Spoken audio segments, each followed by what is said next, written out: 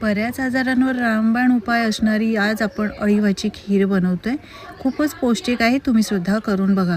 अळीव मी इथे घेतलेल्या आहेत. हे बघा, अशा या अळीवाच्या बिया असतात. या अळीवाच्या बिया आहेत. खीर बनवण्यापूर्वी पूर्णपणे साफ करून घ्यायच्या.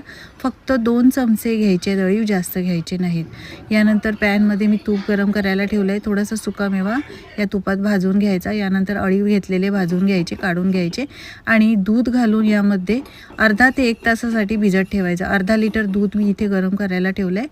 चांगलं दूध गरम करून घ्यायचं आणि त्यानंतर यामध्ये आपण जे अळीव भिजत ठेवलेले ते पाहू शकता, मस्त असे डबल फुललेले आहेत, दुप्पट झालेले आहेत. आता हे यामध्ये दुधामध्ये सुकामेवा घालायचा, खारीक पावडर आणि भिजवलेले अळीव घालायचे, मिक्स करून घ्यायचं. यानंतर जायफळ थोडंसं किसून घालायचं आहे, वेलची पावडर घालायची. घट्ट होईपर्यंत चांगली शिजवून घ्यायची आणि थंड करून घ्यायची. आता यामध्ये आपण साखर नाही घातली तर गूळ घालतोय.